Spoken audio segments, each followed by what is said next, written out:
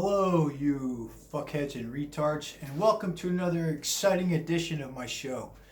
It's called News of the Day, and that's when we take stories that are running through the news cycle and we put a biblical slant on them. Sometimes it works, sometimes it doesn't. I don't understand algorithms or why some of my videos do okay and other ones bite the dust. I have no idea. Like I said, sometimes it works, sometimes it doesn't. So let's get started, shall we? First story is the title of this episode is JD Vance Weird. That seems to be the latest thing coming out now from the Democratic side, is to paint Republicans as kind of weirdos, and they got JD Vance as a weirdo. And they spread this story about him in a strange way. The AP put up a disclaimer.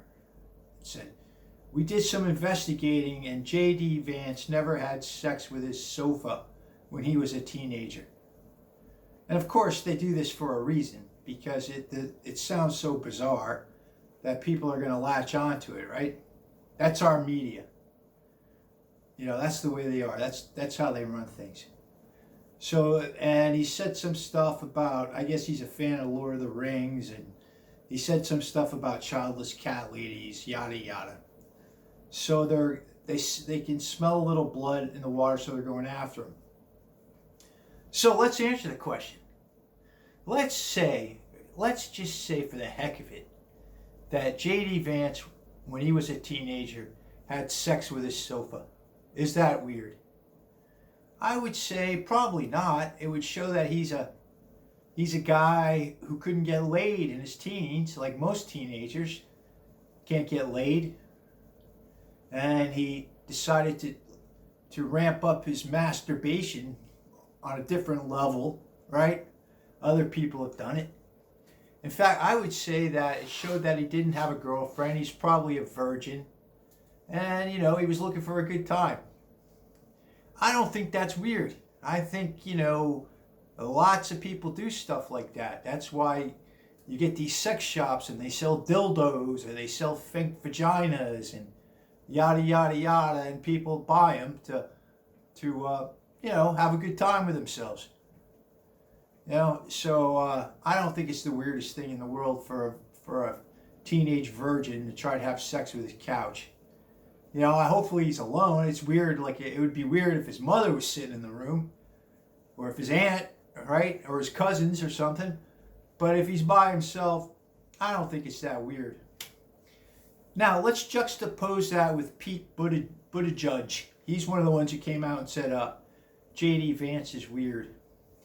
You guys might not know this because you're retards and fuckheads, right? But I'm joking. It's a shtick. I'm sure most of you are intelligent enough. I'm a retard and a fuckhead too. But some of you might not know this, but Pete Buttigieg had a wife, a female wife. And one day he woke up and said, I'm not comfortable with this. I'd much rather be a butt fucker. So he broke up with her and he met a guy and he became a butt fucker. And to me, that's weird. To me, that's a lot weirder than trying to have sex with your couch. Going from a wife to being a butt fucker. Oh, what do I know? Look, and I got nothing against butt fuckers. God bless them. Well, what do I care? But it's always weird people who are calling people weird. If I was a butt fucker, I wouldn't go around calling people weird. I'd know that I got problems too, especially if I made promises to a female and didn't keep them and left her for another man. That's me. What do I know, right? Also, look at this Kamala Harris. She's weird. When she was 29 years old, she had an affair with 60-year-old Willie Brown, who was married to a woman at the time, another woman.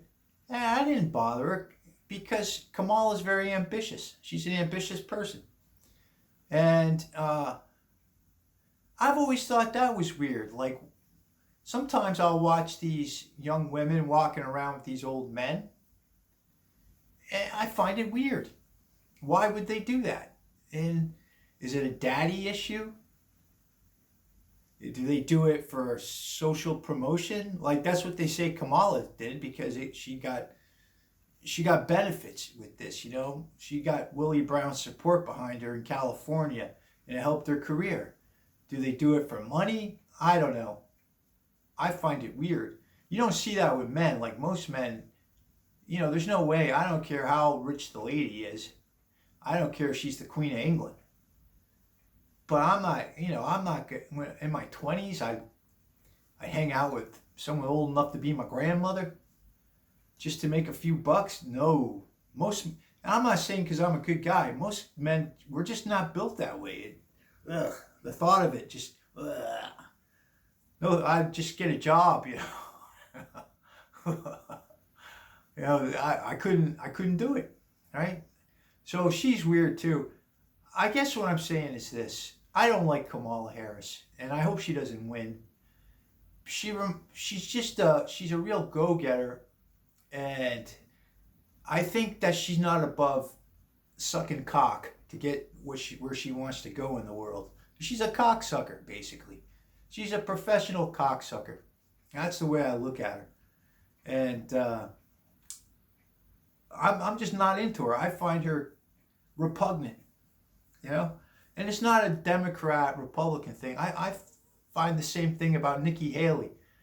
I'm not saying she's a professional cocksucker, but she's made of that same political material, you know, like she's gonna get ahead in the world. And if they're not above, they don't have any strong beliefs like Kamala. If you look back on some of the stuff they have on video, she was against fracking. Now she's for it, right? She was against private health insurance. She wanted everyone to have Medicaid, you know, government health care. Now, no, she's not strong on that either. Now she's back to private insurance. In other words, she's going to do whatever she can to win votes. Everything's a calculation in her head. And all she cares about is her own power. And let's be honest, nobody voted for her in 2019 during the Democratic primary. Nobody wanted her. And, you know, we'll see what happens. I guess Trump derangement syndrome is pretty severe, so they might say, "Oh well, the heck with it. I'll vote for the professional cocksucker. It's better than that guy, right?" So you know, what can you do? Talking about the Orange Demon. Last story of the day. I saw him. He was being interviewed by black journalists, and it was wild, you know. He's not afraid to mix it up with anybody. I thought being shot in the head would kind of change him. He might become kind of a gentler guy, more sentimental, more thoughtful. No, he's the same little dude, man. And if you haven't seen that interview, I would recommend it. It's highly entertaining. It's great. You'll love it. It's on YouTube. I don't know what you press in. Just put Donald Trump black journalist. It should pop up, and you'll love it. Anyway, it's at 9 minutes. I don't like to make videos above 10 minutes. So let's put a biblical slant on this. I'm going to say this, and you'll see this with the prophets. You know, the Bible is broken down to the law, which is Moses, and the prophets and the writings. The Old Testament, anyway. So the prophets would always say this, that evil man, they call good evil and evil good. And I think you're seeing that now, that they'll take something like,